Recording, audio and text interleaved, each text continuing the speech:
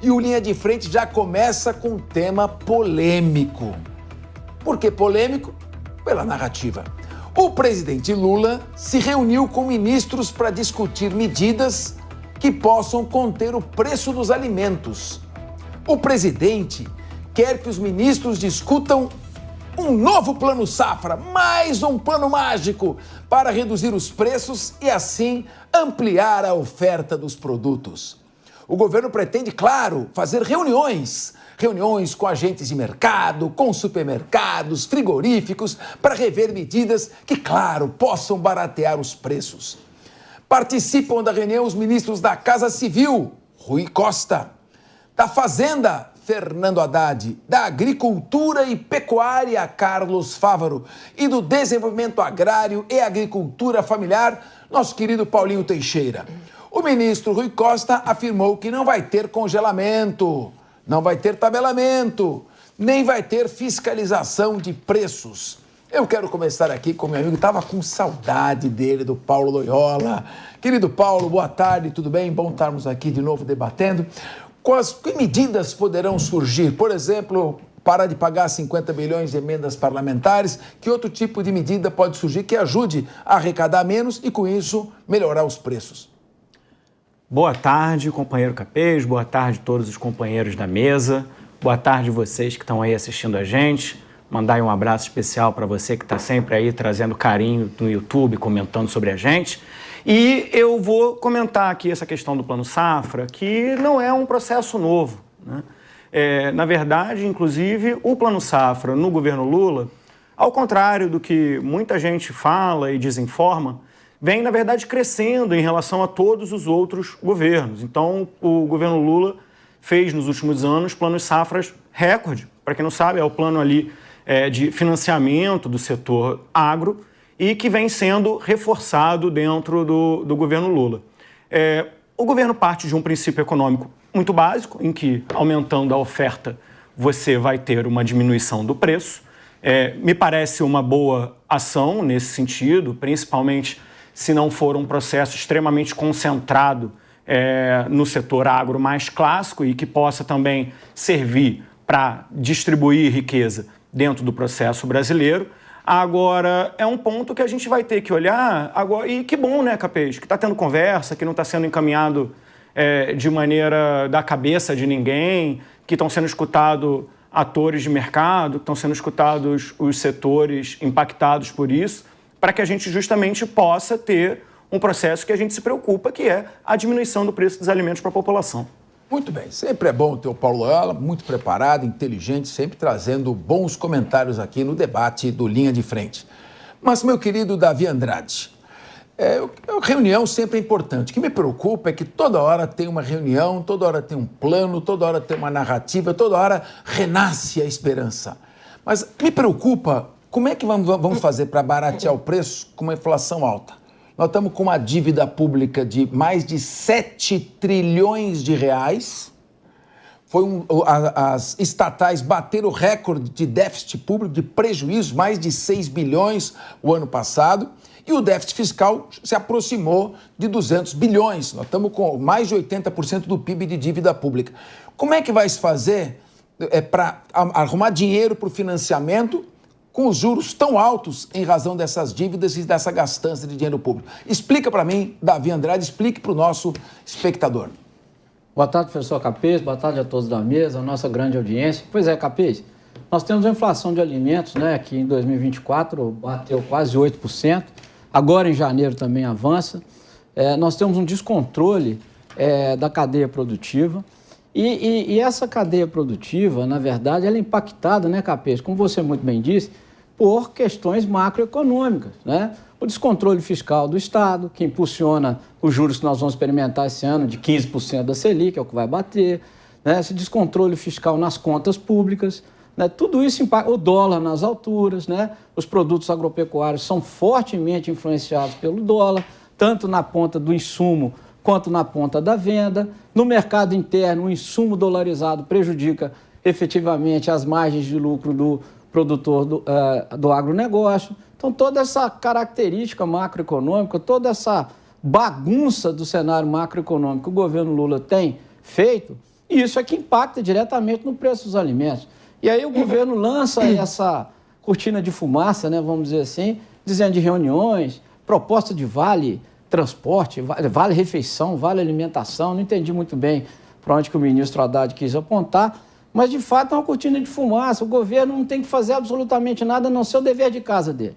A não ser o dever de casa dele, que ele insistentemente não quer fazer. Controlar as contas públicas, gastar menos do que arrecada, né? Controlar o déficit fiscal, mostrar a responsabilidade, e aí o cenário da macroeconomia se estabiliza, os preços se estabilizam. O governo não tem que meter a colher nisso, não. Né? Falaram lá de medidas, a gente não sabe bem do que se trata, mas o governo não tem que meter a colher no mercado. O mercado se regula. O que o governo tem que fazer é não meter a colher no mercado. E é cuidar das contas públicas, do dever de casa. Essa é a minha opinião que o governo tem que fazer e que insistentemente, né, Capês, não faz, não quer fazer, né? Ô, João Belucci, eu estou vendo aqui, ó, nosso gerador de caracteres, o governo cogita reduzir imposto de importação. Se você reduz imposto de importação, você está arrecadando menos. Mas você está fazendo esse sacrifício de arrecadar menos porque o dólar vai ficar caro. Para o dólar não ficar caro, o governo tem que gastar dinheiro, torrar nossas reservas comprando o dólar no mercado. Com isso, a gente diminui as reservas, deixa de arrecadar e vai ter que arrecadar de alguém. Como é que fica essa equação em que o governo continua gastando, quer reduzir imposto, mas vai ter que gastar mais ainda para manter o dólar baixo e ele tem que reduzir o imposto porque o dólar está alto? Como é que fica isso? Como é que você vê essas reuniões do governo anunciando possível redução de preços de alimentos quando ele faz tudo ao contrário? Boa tarde, Capês, todos os colegas e toda a audiência. Realmente, você na explicação foi bastante cirúrgico. E, além de tudo, o governo, como ele não gera essa confiança para o mercado, vem toda essa cadeia de fatores que, no final das contas, na ponta, encarece o alimento para o cidadão, para todos nós. O governo, ainda, além de tudo, para ele arrecadar dinheiro, ele também se financia, ele emite títulos, papéis e depois precisa remunerá-los com juros cada vez mais altos. Ou seja, é uma bola de neve. Realmente, as sinalizações do governo são sempre ruins. É um dado da realidade objetiva, a inflação de alimentos, dólar alto. Isso é sempre complicado para a população. Você vê inflação subindo, né? Juros altos, dólar alto e uma narrativa desconectada da realidade, né? Muito se diz que seria o problema de comunicação do governo, mas me parece mais um problema das ideias mesmo. As ideias não estão tendo contato, né, ponto de contato com a realidade dos fatos. Vi de tantas outras, não só essa narrativa, como outras narrativas, como da queima das florestas, que aumentou bastante, da questão dos índios, dos Yanomamis. Assim, você tem tantos temas que, ora, eles viram os maiores defensores da causa, o governo e seus vocalizadores, ora omitem o tema. Agora, esse negócio agora é omitir esse tema, não, o Pix foi fake news, então cada hora vai seguindo por um tema, mas me parece, Capês, o grande dado da realidade é que as ideias não estão, a realidade está se impondo de forma muito forte em cima das ideias petistas, no sentido de que com as redes sociais você dissemina muito mais essas informações, é muito mais difícil controlar o acesso da população às informações reais. Maria De Carli, se me permite, professora Maria De Carli, que é mestre em ciências políticas. Quero aproveitar a sua expertise, Sim. que muito nos honra aqui no programa. Vocês também. Para que você explique uma coisa. A primeira-ministra, ex-primeira-ministra, saudosa primeira-ministra britânica, Margaret Thatcher, dizia o seguinte: não existe dinheiro público. O que existe é dinheiro do contribuinte. Sim. O governo não planta dinheiro. O dinheiro vem do contribuinte. Sim. Agora, o contribuinte precisa ter uma saúde financeira, tem que ter uma arrecadação tributária compatível com a sua capacidade de pagar impostos. Sim. Quando você arrecada mais do que a capacidade contributiva, você começa a influenciar na economia.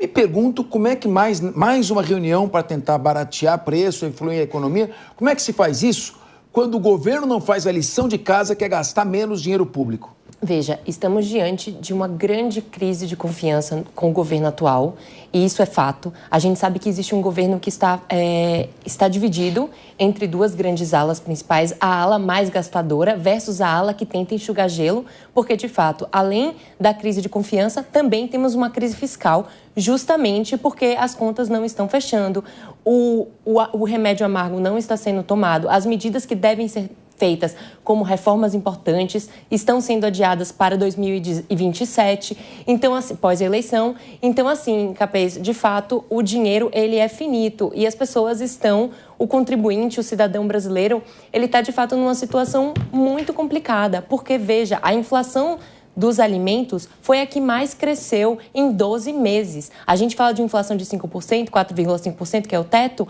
mas a dos alimentos cresceu 7,5%. Ou seja, é quase que inviável você estar aqui hoje em dia. E é muito, muito complicado tudo isso. A meu ver, o governo aposta que esse ano vai ter uma boa safra na colheita dos alimentos agrícolas. Ele também aposta no dólar, que talvez não vá crescer tanto. Mas essas são apostas otimistas, num cenário otimista que eles apostam, apostas muito incertas, muito inseguras, que aumentam mais ainda a desconfiança da população diante disso. Preço de alimentos e preço de combustíveis são o calcanhar de Aquiles de qualquer governo. Então, realmente, deve estar muito complicado lá em Brasília tentar enxugar esse gelo e chabu que a gente está fazendo se eles querem postergar o dever de casa. É isso aí. Bom, mas em meio a este esforço enorme, eu queria ouvir aqui mais uma vez o nosso Paulo Loyola, porque eu quero que você comente essa notícia aqui. Ontem, o ministro da Fazenda, Fernando Haddad, defendeu mudanças no programa de alimentação do trabalhador para baratear os preços. Vamos então, Paulo, vamos ouvir o que ele disse. Passo para melhorar a qualidade do programa em torno, sei lá, eu diria entre 1,5% e 3%, que é o programa de alimentação do trabalhador. Eu penso que tem um espaço ali regulatório que caberia ao Banco Central já pela lei, mas que não foi feito até o término da gestão anterior. Eu penso que há um espaço regulatório que nós pretendemos explorar no curto prazo. Nós entendemos que ali há um espaço interessante, regulatório, que pode dar ao trabalhador melhores condições de usar aquilo que é dele. Porque ele recebe um recurso que deveria ser quase 100% investido em alimentação e às vezes fica pelo caminho essa parte desse dinheiro, e às vezes a parte é substancial. Então, regulando melhor a portabilidade, nós entendemos que há um espaço para uma queda do preço da alimentação. O que é isso aí, Paulo?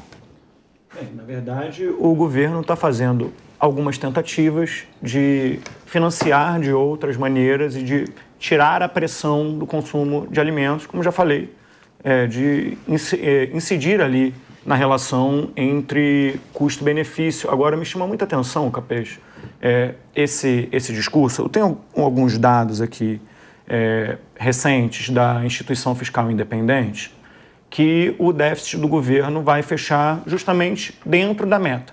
Não vai fechar zero, deve fechar em 0,1% negativo, sendo um dos dados mais positivos dos últimos anos no que se refere à questão de déficit fiscal, que foi muito grande em 2023, porque Bolsonaro tinha dado um golpe nos precatórios, já tinha sido grande também em 21 e 22, até em função de todo o gasto que teve que se ter em função da pandemia.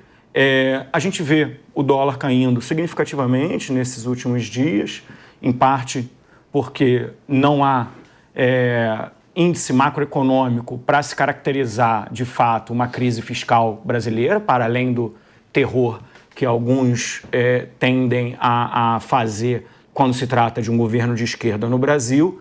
A gente tem uma inflação sob controle, ainda que a questão dos alimentos preocupe e que está sendo o foco do governo nesses últimos dias. Me parece, inclusive, que o governo vai querer fazer disso uma marca sua de incidência, a questão dos preços dos alimentos.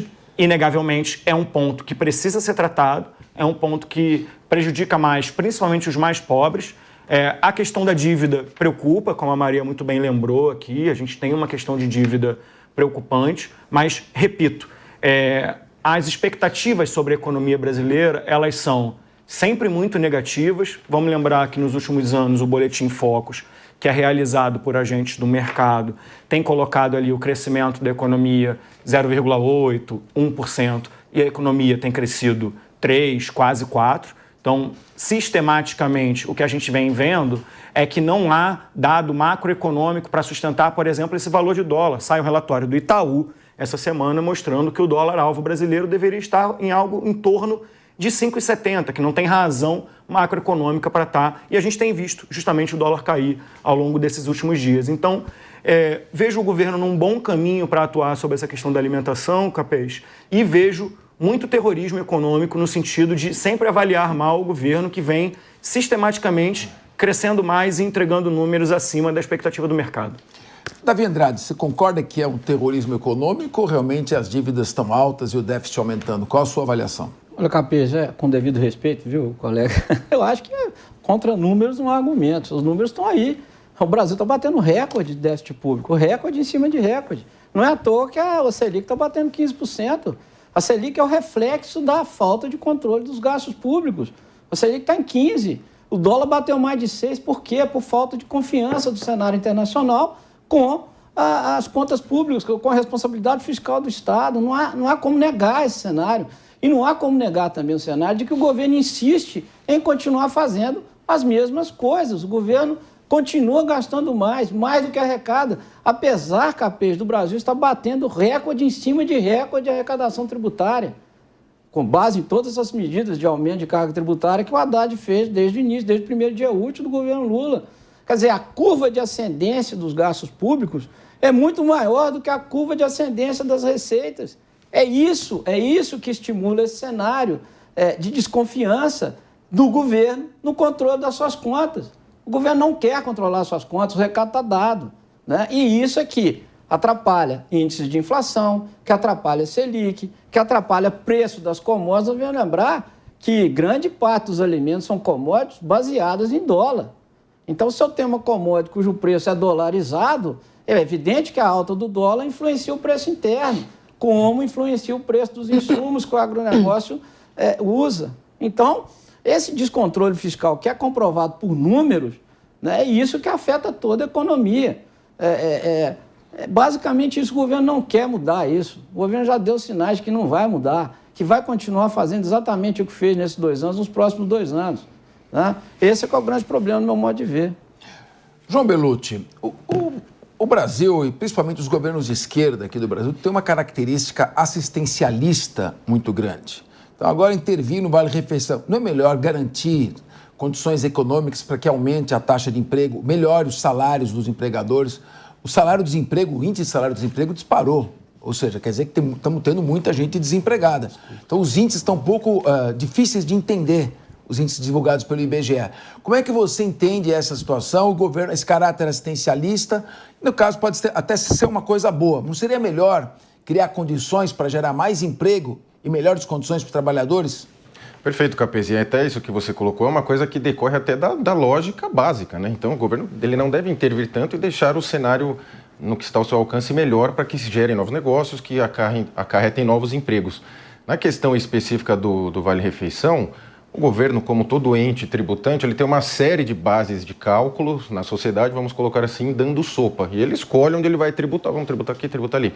No caso do Vale Refeição especificamente, o que ele diz é retirar uma espécie de tributação ou de taxas e facilitar o que é chamada portabilidade, que as pessoas que usam Vale Refeição muitas vezes não conseguem usá-los em determinados locais. E aí, em tese, quer se derrubar essa regulamentação do Banco Central para que seja possível usar o Vale Refeição em qualquer local e diminuir as taxas sobre eles. Em tese, é uma medida correta, só que é aquela história, é uma medida correta dentro de outras tantas sinalizações equivocadas.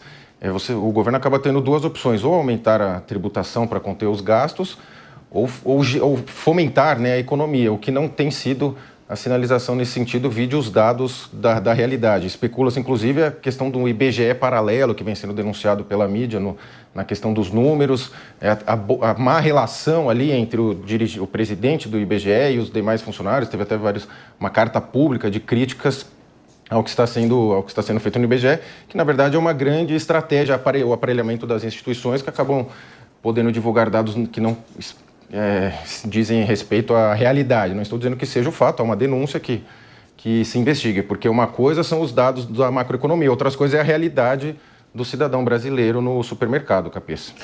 Maria De Carli, o que você achou das mudanças aí no Vale Refeição que o Haddad está propondo?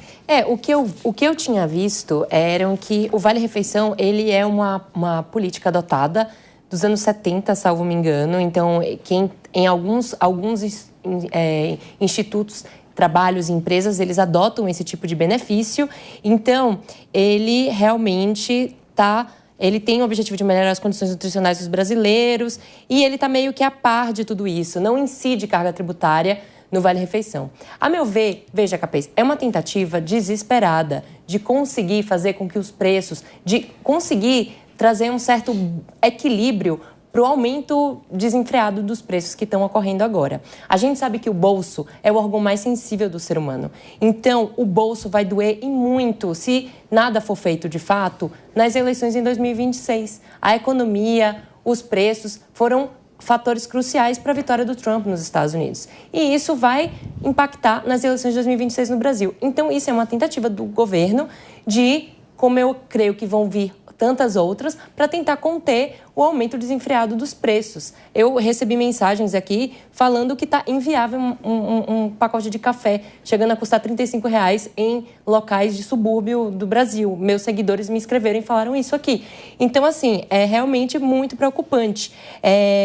O que eu acho é isso. Esses dias eu estava até ouvindo uma renomada economista mencionar, sendo otimista, e falar que esse governo, tem muita gente que compara esse governo com o governo Dilma, né? Mas ela fala que tem uma grande diferença. E aqui eu estou tentando ser um pouco otimista. Eles falam que existe, de fato, uma preocupação com esse aspecto. Porque a gente sabe que hoje em dia temos um país extremamente polarizado e qualquer deslize deste governo, eles perdem. Você acha que está polarizado? Acho que está muito polarizado, né? Sim. O mundo está polarizado, né? Eu acho que você tá falando sério.